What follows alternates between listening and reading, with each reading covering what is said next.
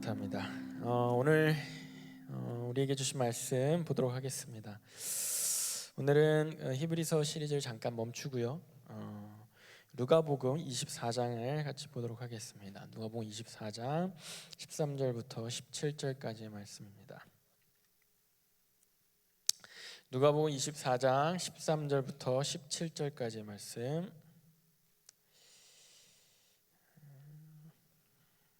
제가 먼저 아니죠.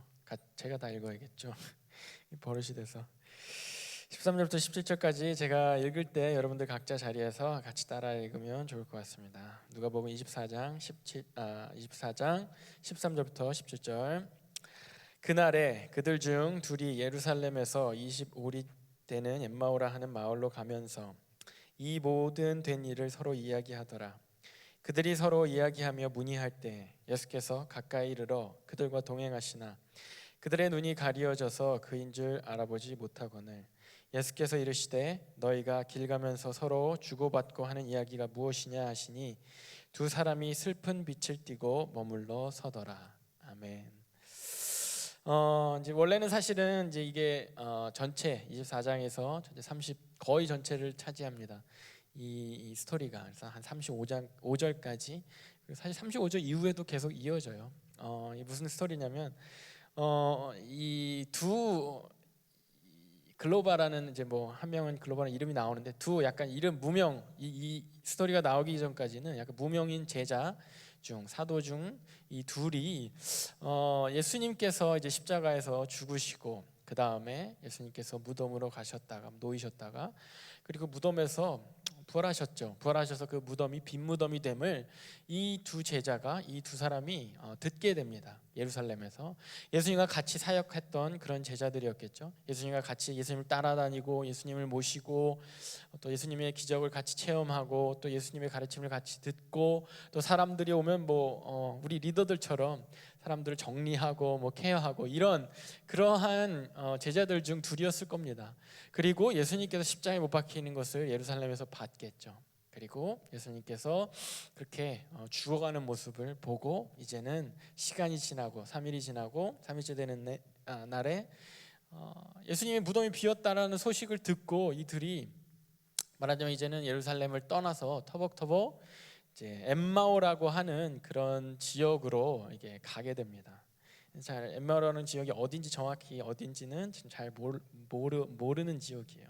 그런데 이렇게 가는 길에 예수님이 이제 부활하셨잖아요. 우린 다 알잖아요. 예수님이 부활하신 그 예수님이 이 둘 가는 그 둘이 터벅터벅 얘기를 하면서 갑니다. 오늘 좀 제가 돌아다닐게요. 카메라 따라와 주세요. 터벅터벅 이렇게 갑니다. 그럴 때 예수님이 와요. 이 둘 사이로. 그래서 무슨 얘기하냐? 무슨 얘기하면서 가냐? 이렇게 물어봅니다. 그러면서 이 둘이 대답을 해요. 그 대답하는 내용이 우리가 읽었던 그 본문 바로 다음에 나옵니다. 19절부터. 이르시되 예수님이 물어봐요. 무슨 일이냐? 그러니까 이 제자 둘이 이르되 나사렛 예수의 이르니 예수란 사람 일인데 그는 하나님과 모든 백성 앞에서 말과 일에 능하신 선지자이거늘 우리 대제사장들과 그러니까 유대인들의 대제사장들과 관리들이 사형 판결에 넘겨져 십자가에 못 박았느니라. 십자가에 죽었다는 얘기야. 우리는 이 사람이 이스라엘을 속량할 자라고 바랐노라. 이뿐 아니라 이 일이 일어난 지가 사흘째요. 또한 우리 중에 어떤 여자들이 우리를 놀라게 했으니 이는 그들이 새벽에 무덤에 갔다가 그의 시체는 보지 못하고 와서 그가 살아나셨다 하는 천사들의 나타남을 보았다 함이라. 또 우리와 함께한 자 중 두어 사람이 무덤에 과연 여자들이 말한 바와 같음을 보았으나 예수는 보지 못하였느니라 하거늘. 예수님이 물어보는 거예요. 무슨 일이냐고, 무슨 얘기하면서 가냐고. 이 사람 지금 소문에 약하네. 지금 예수님 예수님 얘기 못 들으셨어요? 이러면서 예수님한테 예수님 얘기를 해주는 거예요. 예수라는 사람이 있었어요. 예수라는 사람이 우리랑 같이 다녔고 말도 잘하고 가르침도 너무 좋고 능력도 너무 좋아서 사람들도 고치고 그런 가운데 예수님과 우리가 굉장히 놀라운 사역들을 하는데 우리 대제사장들이 예수를 시기했던 제사장들이 또 관리들이 예수를 말하자면 로마에게 넘겨주었고 그 예수님이 십자가에 못 박혀 죽으셨다고. 그게 끝난 게 아니라 예수님 죽으시고 무덤에 묻히셨는데 그 무덤에 찾아갔던 여자들이 그 사흘 지난 그 시점에서 찾아갔던 여자들이 예수님 시체가 없어졌다고, 예수님 시체가 없어지고 예수님 부활했던 그 소식을 천사들이 말하는 거를 막 전해줬다고. 이게 믿어져야 말이지. 그래서 우리들 중에 누군가가 가서 무덤을 좀 뒤져봤다고. 그런데 역시 그 말대로 예수님 시체는 보이지도 않고 빈 무덤밖에 없다고. 그래서 우리가 지금 그 말 듣고 이렇게 실망하고 우리가 엠마오라는 곳으로 가고 있다고, 이렇게 얘기를 하는 거예요. 이 얘기를 누구한테 했다고요? 이 예수님 얘기를 누구한테 했다고요? 예수님한테. 약간 아이러니한 상황이 지금 벌어지는 거예요. 예수님의 얘기를 지금 예수님 얘기 모르세요? 하면서 예수님한테 얘기하는 거예요. 되게 재밌는 스토리입니다. 근데 이 상황이 왜 벌어졌느냐? 우리 본문 16절에 이렇게 나와 있어요. 그들의 눈이 가려져서 그인 줄 알아보지 못하거늘. 이 두 제자의 눈이 가려져서 예수님인 줄 알아보지 못하는 거예요. 예수님과 사역한 제자들 아닙니까? 예수님과 같이 동고동락하고 언제부터 예수님 따랐던 제자들인지 모르겠어요. 12제자처럼 예수님 사역 초기부터 따라다녔는지, 아니면 그 중간 어느 시점에서 예수님이 한 3년 정도 사역을 했다고 하는데 그 중간 어느 시점부터 따랐던 제자들인지 모르겠어요. 근데 이 따랐던 그 제자들이니까 예수님을 계속 봤을 거 아니에요. 예수님이 어떻게 생겼는지 몰랐겠습니까? 우리 예목목체 여러분들 저랑 안 친해도 제가 어떻게 생겼는지 알잖아요, 그죠? 저를 길거리에서 보면 그래도 알 거죠. 예수님은 알 거잖아요. 근데 그 예수님 몰라 보는 거예요. 왜? 눈이 가려졌대요. 어떤 이유에선지 눈이 가려져서 예수님을 몰라봤다고 합니다. 예수님을 따라갔던 사람이, 예수님과 함께 사역했던 사람이 그 놀라운 가르침을 듣고 놀라운 그 능력들을 행하는 것을 같이 보고 먹고 자고 했던 사람이 예수님을 지금 몰라보고 있는 거예요. 왜? 눈이 가리워져서. 여러분들 예수님 사역 가운데 이제 성경 읽어보면은, 복음서 읽어보면은 예수 사역 가운데 눈이 안 보이는 자들을 고치는 일들이 종종 나옵니다. 눈이 안 보이는 자들을 고치는 기적을 예수님이 좀 그 치유를 하세요. 요한복음 9장에 보면은 예수님이 그 맹인을 태어날 때부터 맹인인 사람을 이렇게 고쳐줘요. 막 이 맹인인 사람을 고쳐주니까 막 바리새인이 그걸 시기하고 막 이거 예수님 꼬투리를 잡아야 되는데 지금 안 보이는, 날 때부터 안 보이는 맹인이니까 동네 사람들이 다 알던 맹인이었거든요. 그걸 고쳤으니까 하루 아침에 이 사람이 막 보고 막 눈을 뜨고 막 이러니까 사람들이 막 예수님에 대해서 막 더 환호하고 예수님에 대한 그런 평판과 인지도가 더 올라간 거예요. 바리새인들이 가만히 두지 않고 너 진짜 맹인 맞아? 너 진짜 날 때부터 맹인 맞았어? 막 계속 추궁을 하는 거예요. 꼬투리를 잡으려고 어떻게든. 예수님 고친 거 맞아? 뭐 좀 안 보이다가 보이는 거 아니야? 좀 눈이 나빴다가 눈이 좋아진 거 아니야? 이런 식으로 막 하여튼 근데 예수님이 안식일에 고쳤지. 야, 안식일에 어떻게 너 사람을 고칠 수가 있지? 막 이런 식으로 예수님한테 꼬투리를 잡으려고 합니다. 그럴 때 맹인이 이런 말을 해요. 요한복음 9장 30절에 그 사람이 대답하여 이르되 이상하다. 이 사람이 내 눈을 뜨게 하였으되 당신들은 그가 어디서 왔는지 알지 못하도다. 이렇게 말해요.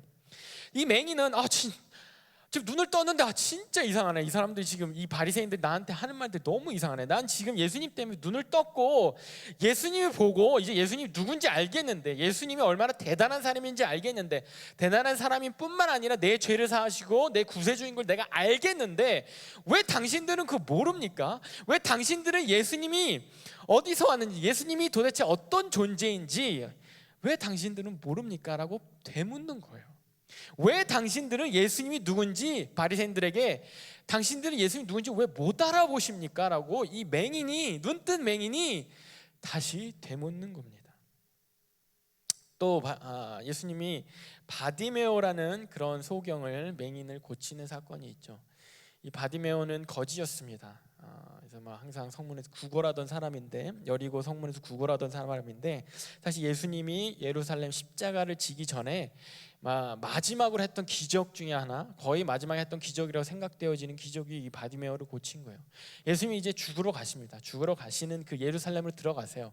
지난주에 우리 예루살렘 들어가는 그 종려주일에 대해서 얘기했죠. 예수님이 이제 죽으러 들어가는 그 종려주일, 그 예루살렘 가기 전에 여리고 성에서 이 바디메오를 고칩니다. 이 바디메오가 소경이고 거지고 항상 구걸하던 자가 예수님 온다는 그 소문을 듣고 예수님한테 막 소리쳐요. 예수님 나를 좀 불쌍히 여겨달라고, 다윗의 자손 예수의 나를 좀 불쌍히 여겨달라고 사람들이 막 조용히 시킵니다.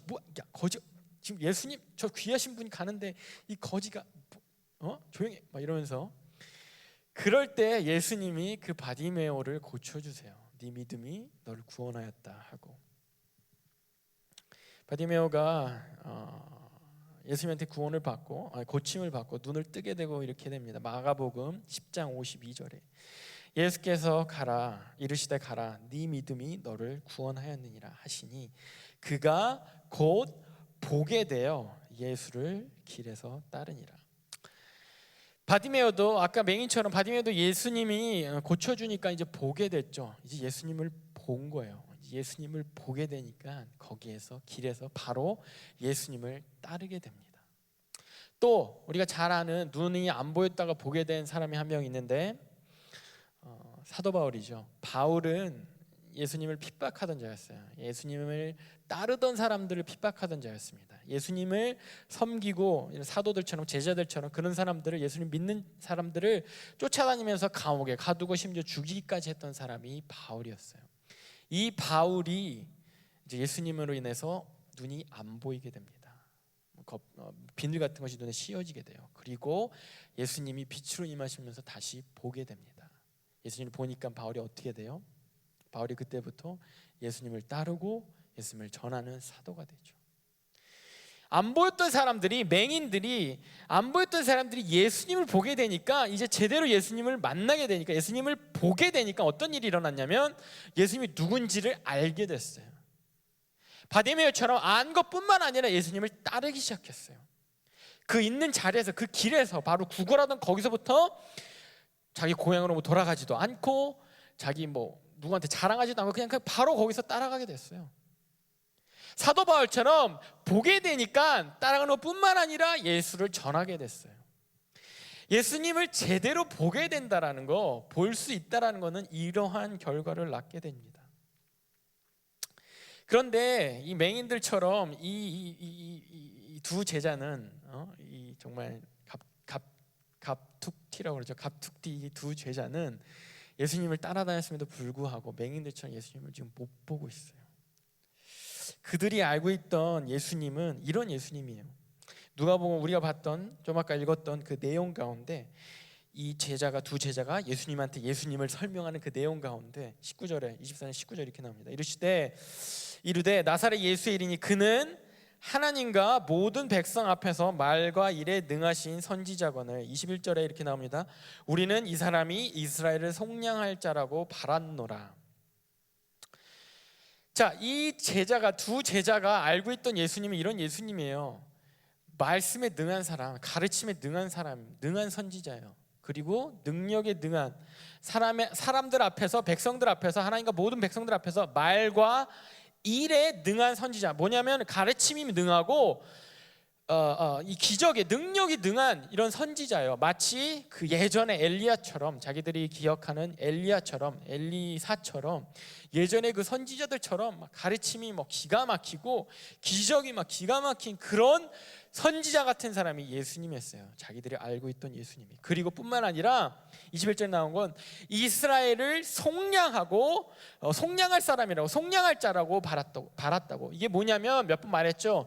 유대인들이 바랬던 예수님, 유대인들이 바랬던 메시아는 뭐냐면 마치 다윗처럼 그들의 나라를 다시 회복시키고, 그들이 지금 로마의 제국 가운데 압제 가운데 있잖아요, 이 이스라엘이.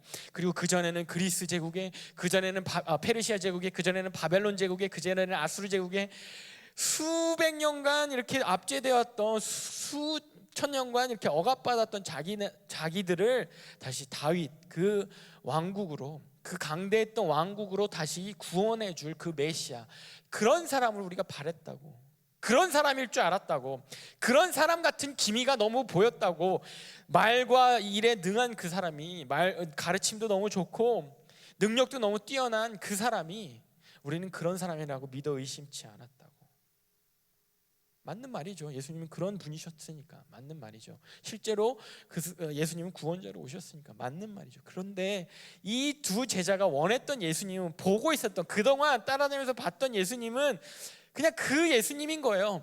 말 가르침이 좋았던 예수님, 가르침의 은혜가 좋았던 예수님, 나를 위로했던, 나를 새 힘을 주고 막 나에게 막 억압된 자에게 자유를 선포하는 그런 예수님, 그런 가르침이 있었던 예수님. 그리고 병든 사람 막 낫게 하고 막 귀머거리 들리게 하고 소경 보이게 하고 막 거의 죽은 사람까지도, 나사로 같이 죽은 사람까지도 살리는 그런 엄청난 능력의 그 예수님.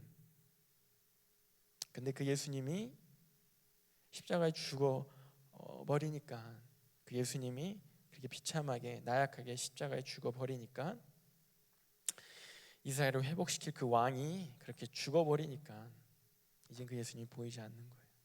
내 옆에 있는데도, 내 옆에서 같이 걷고 계시는데도. 마치 맹인을 다그쳤던 그 바리새인처럼 자기의 위치를 위협했던 그 예수님을 예수님을 그냥 그저 자기의 그 위치를, 자기의 권력을 위협하는 존재로만 생각했던 그 바리새인. 그리고 바디메오 보고 조용히 하라고, 바디메오 보면 시끄럽게 떠들지 말라고, 예수님 방해하지 말라고 했던 그 유대인들, 자기들을 고쳐주길 바랬던, 자기들을 위한 그 치유의 능력을, 어떤 공급의 능력을, 자기들이 부족한 것 채워주길 바랬던 그 예수님을 알았던 그 유대인, 예수님으로만 알았던 그 유대인들. 그리고 바울, 그 예수님을 핍박하고 예수님을 쫓던 사람들을 막 가두고 죽였던 그 바울, 그 바울에게 예수님은 그저 율법을 막 어지럽게 하는, 율법을 막 흐트러뜨리는 그런 존재로밖에 안 보였던 그런 예수님. 그런 사람들처럼 이 제자들도 예수님을 자기가 원하는 대로밖에 안 보고 있는 거예요. 바리새인들은 그저 우리를 위협하는 예수, 유대인들은 우리한테 그냥 뭔가 은혜를 주고 뭔가 치유를 주고 뭔가 우리한테 필요한 것만을 좀 채워줄 그 예수. 바울에게는 이 율법을, 내가 그렇게 지켜왔던, 내가 그렇게 우리 유대인들이 전통적으로 지켜왔던 그 율법을 흐트러뜨리고 망가뜨리려는 존재인 것 같은 그 예수, 내가 생각하고 내가 보고 싶은 것만 보고 있는 그 예수님의 모습.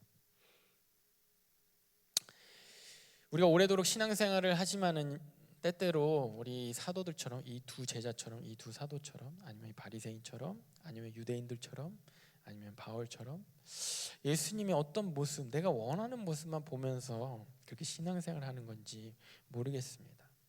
여러분들 예수님 제대로 보고 있습니까? 예수님을 제대로 보고 예수님을 제대로 알고 있습니까? 예수님이 그저 우리에게 좋은 가르침만 주고, 그저 우리에게 힘이 되는, 우리에게 도움이 되는 그런 기적을 베풀어 주시고, 우리 어려울 때 도와주시고, 또 우리가 원하는 형태의 그런 희망만을 주시는 그런 예수님이 아닐지도 모릅니다. 그런 존재가 아닐지도 모릅니다. 이사야서 44장 18절 이런 말이 있습니다. 그들이 알지도 못하고 깨닫지도 못함은 그들의 눈이 가려서 보지 못하며 그들의 마음이 어두워져서 깨닫지 못함이라. 이스라엘 백성 가운데 계속해서 이사야, 저번 주에도 말했는데, 이사야는 이스라엘 백성들 가운데 계속해서 하나님이 그 강대국, 그 제국들을 통해서 심판을 주신 그 심판 가운데 주어졌던 그 말씀이라 그랬죠. 예언이라 그랬죠. 그 가운데 정말 하나님이 정말 답답해서 이스라엘 백성을 보면서 얘기하는 거예요. 너희들이 진짜 눈이 가려졌구나. 진짜 나를 알지도 못하고 날 깨닫지 못하는구나. 너희들이 날 보지를 못하는구나. 너희들이 마음이 어두워져서 깨닫지를 못하는구나. 너희들이 자꾸 나를 못 보고 내가 누군지 제대로 알지 못하고 자꾸, 이사야서 44장 그런 내용이요, 자꾸 우상 만드는구나. 그 나무 가지고 우상 만들고 뭐 그 돌 가지고 우상 만들고, 니네가 나를 모르니까, 나를 못 보고 있으니까 자꾸 우상 만드는구나. 니들이 원하는 형태의 내가 아니니까 니네가 원하는 형태의 신을 자꾸 만드는구나. 그 우상을 자꾸 만들어 섬기는구나. 그 얘기를 하시는 거예요. 너무 답답하시니까. 사람들이 자기가 보고 싶은 그 하나님만을 찾으니까, 자기가 원하는 그 하나님만을 찾으니까. 본문 17절에 이렇게 나옵니다. 예수께서 이르시되, 예수님이 물어봐요. 너희들이 길 가면서 주고받는 이야기가 뭐냐, 이렇게 이야기가 시작된다 그랬잖아요. 예수님이 약간 짓궂으세요. 니들이 하는 얘기가 뭔데? 그때 이제 제자들이 대답했다 그랬잖아요. 근데 어떻게 대답했냐면 그 순간에 두 사람이 슬픈 빛을 띠고 머물러 서더라라고 대답했어요. 분명히 예수님 얘기하면서 가는데 예수님이 물어봤는데 예수님을 못 보고 슬픈 빛을 띠면서 멈춰서서 예수님의 얘기를 하기 시작했다고 그랬어요. 왜? 아까 말한 대로 원하는 예수님이 없어졌으니까. 이제는 우리가 따랐던, 우리가 얼마나 따랐는지 모르겠어요. 며칠을, 몇 달을, 몇 년을 따랐던 그 예수라는 그 존재에 대한 기대가 허무하게 없어진 거예요. 그러니까 슬퍼진 겁니다. 이스라엘 백성들이 하나님의 백성이라고, 자기들이 하나님한테 선택받은 자들이라고, 선택받은 백성이라고 그렇게 율법을 어떻게든 지켜보려고 하다가 돌아오는 거는 제국의 어떤 습격이고 압제고 막 이 세상에 막 고통이고 막 자기들이 원하는 대로 일이 안 풀리고 삶이 안 풀리니까 그냥 거기서 슬퍼하고 거기서 주저앉고 거기서 우상을 만들기 시작하는 겁니다. 원하는 하나님이 안 보이니까 원하는 우상을 만들기 시작하는 거예요. 이 제자 둘에게 원하는 예수님이 이제는 안 보이니까, 사라지셨으니까, 무덤에서도 사라지셨으니까 이제는 이들이 허무하고 이들이 슬퍼지는 겁니다. 그 예수님, 부활하신 그 예수님을 보지 못하고 바로 옆에서 자기들에게 묻고 계시는 그 예수님을 보지 못하고 그냥 그 내가 생각했던 그 선지자, 그 말과 일에 능하신 그 선지자, 우리 이스라엘을 다시 회복시킬 그 메시아, 그 사람이 내 눈앞에 없으니까 그저 슬프고 그 기대가 무너진 그 가운데 슬퍼서 멈춰버린 겁니다. 여러분들은 어떤 예수님을 기대하며 인생의 길을 걸어가고 있습니까? 지금 부활의 기쁨이 해피 이스터라고 오늘도 뭐 문자 몇 개 저도 받았습니다. 여러분들 해피 이스터를 누구한테 받았는지 어떻게 기념하고 있는지 모르겠습니다. 왜 해피 이스터예요? 왜 부활절이 해피합니까? 부활절 기쁘다는데, 부활절 기쁘다는데, 오늘 서포슬리 좀 약간 밝은 옷, 제가 또 밝은 옷 입었어야 되는데 제가 또 이렇게 또 간과하고 좀 어두운 옷을 입었네요. 밝은 옷 입고 막 이렇게, 원래 우리가 부활절 예배 드리면 좀 그래, 좀 이렇게 기쁜 셀러브레이트하는 그런 예배를 드리게 돼 있어요. 왜 기뻐요? 여러분들 부활이 왜 기쁩니까? 여러분들 부활이랑 무슨 상관이 있어요? 예수님 부활한 게 여러분들 무슨 상관이 있습니까? 지금 여러분들 상황이 안 풀리는데, 여러분들 지금 상황이 여러분들 가운데 안 좋고 답답한데, 여러분들 삶이 되게 우울해지고 있는데 부활이 무슨 상관이 있어요? 여러분들 상황이 더 나은 곳으로 갈 수 있는 사람은 가고, 한국으로 들어갈 수 있는 사람은 들어가고, 못 들어가는 사람은 못 들어가서 답답하고 이러고 있는데 부활절이 무슨 상관이에요? 부활하신 그 예수님 여러분 보이십니까? 우리가 쉽게 우상을 만들었던 이스라엘 백성들, 우리가 구약 성경을 보면서 쉽게 이 우상을 만들었던 이스라엘 백성들을 나무라죠, 비난하죠. 우린 그러지 말아야지. 근데 여러분들, 이스라엘 백성들이 그렇게 우상을 만드는 그럴 만한 상황이었던 거예요. 정말로 광야에서 앞이 보이지 않으니까, 길이 보이지 않으니까 하나님은 그냥 가라고 하시는데 어디로 가야 될지 모르고 모르겠는 거예요. 너무 답답한 거예요. 그 하나님이 보이지 않는 거예요. 이 광야 같은 이 인생길에서 하나님이 도대체 어디 있는지 보이지 않는 거예요. 내가 기다리고 기대하고 나를 좀 구원해 주시고, 나의 상황을 좀 낫게 해주시고, 나의 상황을 좀 풀리게 해주시고, 나를 더 안전하게 지켜주시고, 나를 이 전염병에서 나를 보호해 주실 그 하나님이 보이지 않는 거예요. 그러니까 우상 만드는 거예요. 보이는 우상 만드는 거예요. 보이는, 안전함이 보이는 곳으로 우리가 가게 되는 겁니다. 우리가 더 나아 보이는 곳으로 우리는 자꾸 가게 돼요. 그런 곳을 향해 열심히 일하는 겁니다. 그렇게 참다 하도 답답해서 하나님이 안 보여서 그 이스라엘 백성들이 우상을 만드는 거예요. 이 두 제자도 하나님이, 예수님이 안 보이니까 거기에서 슬퍼하면서 그 터벅터벅 길을 가고 있는 겁니다. 근데 어디로 가고 있어요? 엠마오로 가고 있습니다. 엠마오 어딘지 정확하게 지금 현재 어딘지 잘 모른다 그랬죠. 근데 이 엠마오라는 이 이름의 뜻이 뭐냐면 따뜻한 물이라는 뜻이에요. 예전에 우리가 그 겨울 수련회 때 우리가 그 도시 이름이 뮤리타 핫스프링스라는 도시예요. 거기에 이제 그 수련회 장소에 온천 나오고 그러지 않았습니까? 밤 늦게 예배 끝났는데도, 집회 끝났는데도 온천에 우리 청년들 들어가고 몸 풀고 그랬죠. 말한 대로 엠마오가 따뜻한 물 있는 곳이라는 그런 지명이에요. 온천이 나왔는지 모르겠죠. 따뜻한 그런 온천 같은 곳이 있는 곳, 쉼이 있는 곳, 따뜻함이 있는 곳, 위로가 있는 곳, 뭐 고향일 수도 있고 이 둘에 그런 곳이요. 지금 비가 오고 있는데 지금 좀 되게 쌀쌀한데 뭐 이렇게 추운 날, 쌀쌀한 날 따뜻한 온천에 들어가면 진짜 좋을 것 같아요. 엠마오는 그런 곳이에요. 이 둘한테 따뜻한 온천 같은 거, 따뜻한 물이 있는 곳, 겨울과 같은 예수님이 십자가에 돌아가신 그런 어떤 난리를 지나서 예수님과 함께 했던 그 동행했던 그 시간들이 물론 기적도 있었고 말씀도 있었고 어떤 기대도 있었지만 아시잖아요. 예수님이 이제 머리 둘 곳도 없다고, 제대로 뭐 거처도 없고, 예수님과 함께 했던 그 시간들이 먹을 것도 제대로 없고, 뭐 들어가서 국어를 해야 되고 누군가 우리를 먹여줘야 됐던 그런 제자의 삶, 그런 예수님을 따랐던 삶, 인생의 가을이나 겨울 같은 그렇게 따뜻하지만 않은, 어쩌면 추웠을 가능성이 더 높은 제자의 삶, 그런 예수님의 삶, 예수님을 따랐던 그 삶, 예수님한테 기대하며 예수님이 언젠가는 구원하시겠지, 이 나라를 회복하겠지, 다윗 왕처럼 언젠가는, 우리도 언젠가는 이 상황을, 우리가 처해 있는 이 상황을 다시 나아질 날이 오겠지, 그것을 바라면서 예수님을 따랐는데 죽고 돌아가셨네. 그냥 나의 기대는 아랑곳하지 않고 십자가에 그냥 죽으셨네. 그리고 무덤에서조차 사라지셨는데, 그 인생의 더 겨울과 같은, 그나마 잡고 있던 기대마저도 없어져 버린 그 순간, 그 차가운 그 겨울과 같은 그 순간, 그들이 찾았던 것이 엠마오였을 겁니다. 따뜻한 물이 있는 곳, 따뜻한 위로가 있는 곳, 따뜻한 쉼이 있는 곳. 마가복음에는 시골이라고 나와요. 그런 고향 같은 곳. 그 길을 가다가 어떤 낯선 남자를 만납니다. 그 남자랑 얘기를 합니다. 그 얘기를 하다가 그 낯선 남자가 예수님에 대해서 스스로가 얘기를 해요. 자기가 자기에 대해서 또 설명을 하십니다.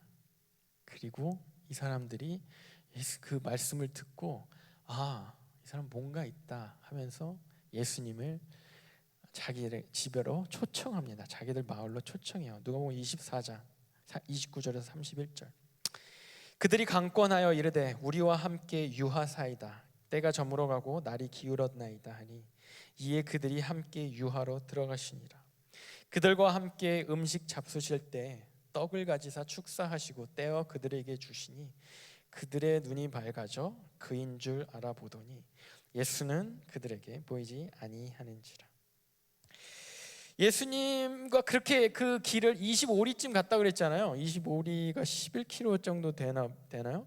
한 3시간 정도 거리 계속 같이 걸었는데 예수님인지 몰랐어요. 예수님 몰랐는데 언제 예수님인지 알았냐면, 이 예수님을 강권해요. 뭐냐면 억지로 가지 마시고, 어디 가지 마시고, 우리 집에 하루만 우리 집 하루만 이러면서 하루만 우리 집에 있다 가세요.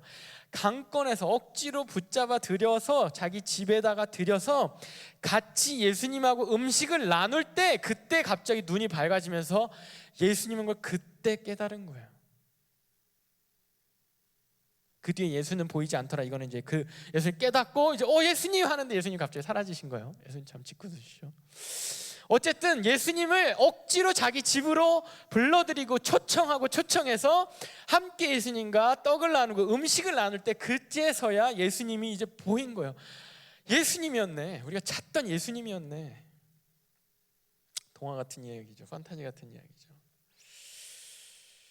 드디어 예수님을 보게 되는 그들이 32절 33절에 이렇게 말합니다. 그들이 서로 말하되 길에서 우리에게 말씀하시고 우리에게 성경을 풀어주실 때 우리 속에서 마음이 뜨겁지 아니하더냐 하고 곧 그때로 일어나 예루살렘에 돌아가. 이제 이들이 눈이 밝아졌는, 이제 그 눈이 가려졌던 제자들이 눈이 밝아졌는데 예수님을 이제 발견했는데, 드디어 예수님을 보게 됐는데, 그러니까 나온 반응이 뭐냐면, 생각해봐라, 우리한테 예수님 말씀 주실 때 마음이 뜨거워지지 않았네? 우리가 예루살렘에서 그 예수님 따라다닐 때 그 느낌, 그 기분, 그 열정, 그 사랑, 그것이 우리 가운데 있지 않았니? 우리가 다시 일어나서 예루살렘으로 돌아가자. 그래서 바로 예루살렘으로 돌아갑니다.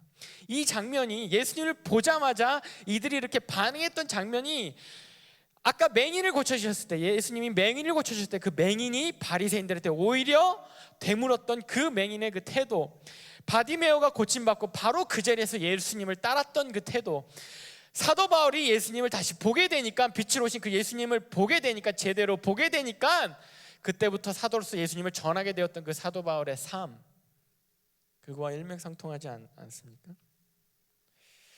눈이 밝아져서 이제 예수님을 제대로 보니까 예수님이 죽어서 내가 원했던 그 예수님의 모습이 사라져서 그 기대마저 놓게 되고 완전히 허무해지고 허탈해지고 슬퍼져서 그저 내가 떠나왔던 그 고향, 내가 떠나왔던 그 안식, 그 육체의 그 세상의 그 안식을 찾아갔던 그 길, 안식을 찾아왔던 그 장소를 다시 박차고 다시 예루살렘, 내가 소망을 잃었던 예루살렘, 예수님을 잃었던 그 예루살렘, 그 가을, 인생의 가을과 겨울처럼 고생했던 그 예루살렘, 예수님 쫓아다니면서 생명의 위협을 받았던 그 예루살렘, 예수님 십자가에 못 박혀 죽었을 때 예수님과 함께 있었던 사람들 다 위협받고 다 흩어졌었던 그 흩어진 무리 가운데 내가 있었던 예수님을 내가 배신했던 그 예루살렘, 거기로 다시 돌아가는 거예요.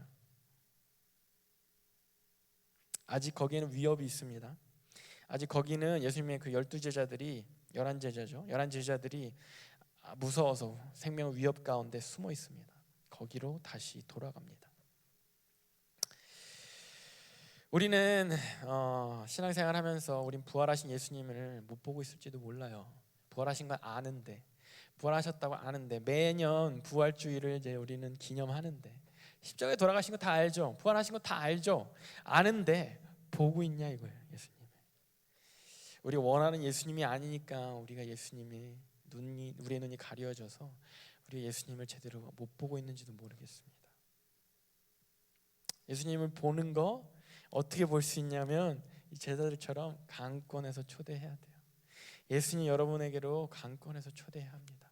여러분들의 삶 가운데로 우리가 초대를 안 해요.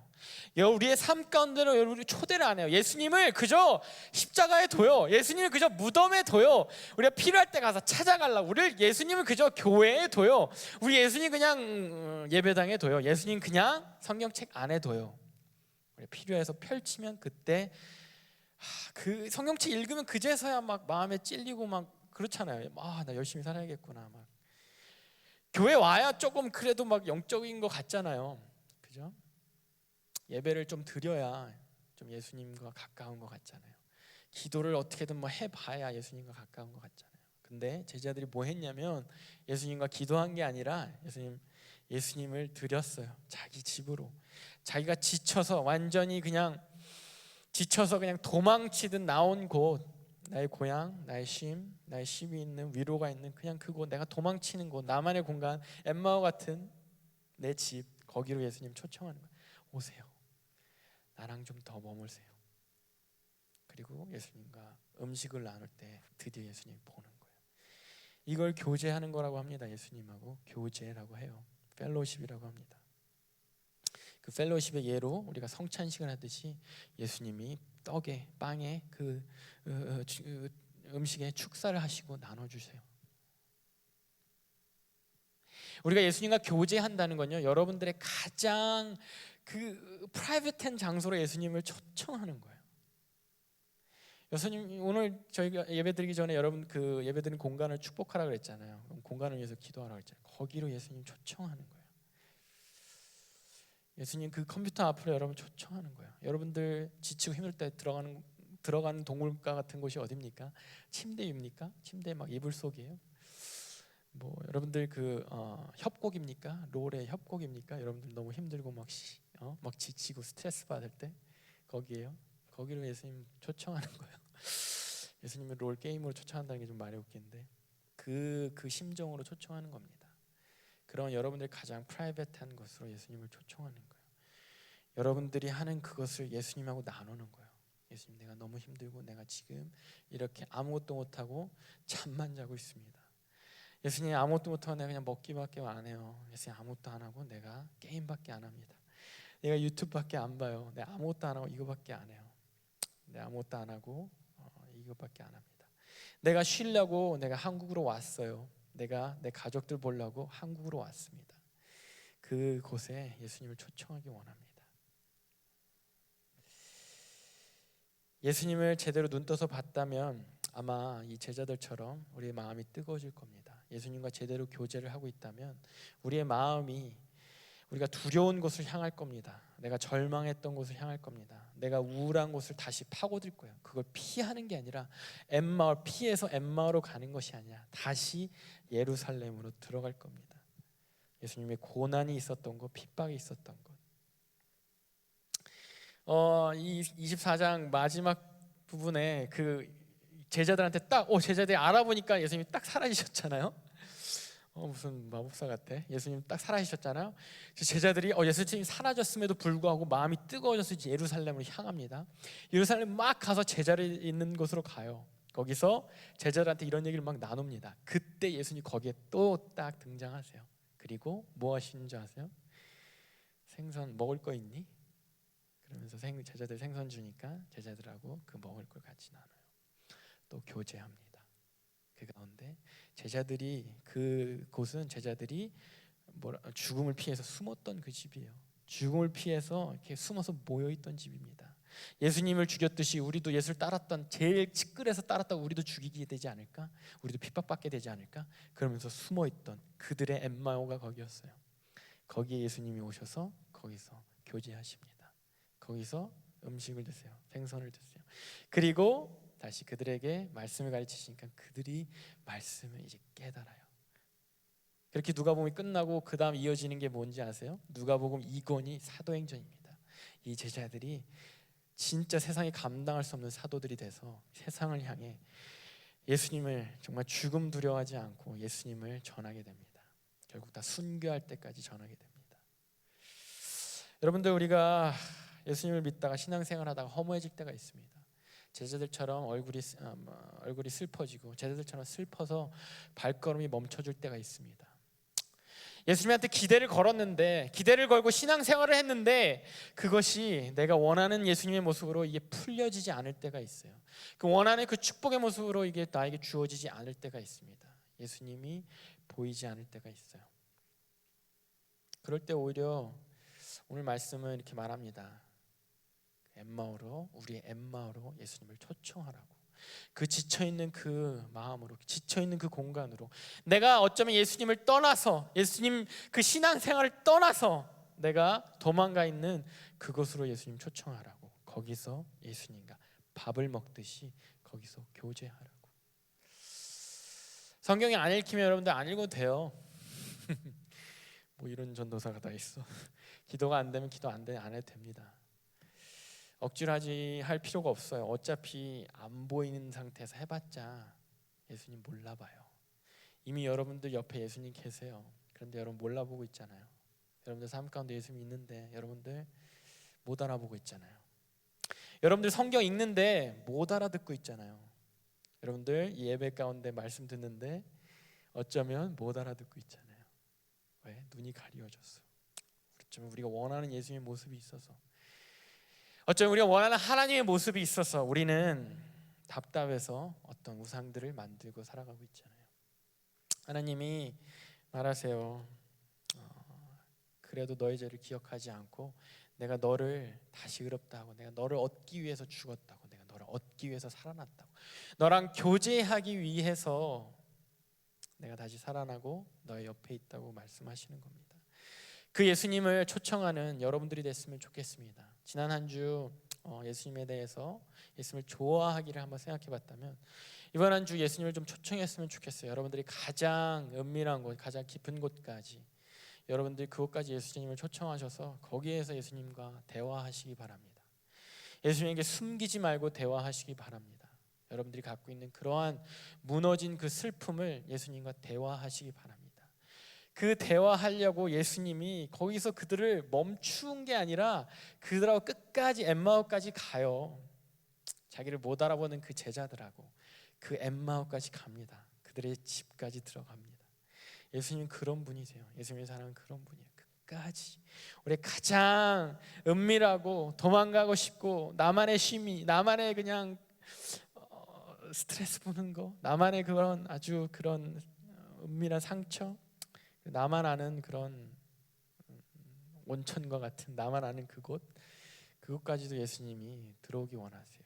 근데 우리가 강권하여 초청할 때까지 기다리십니다.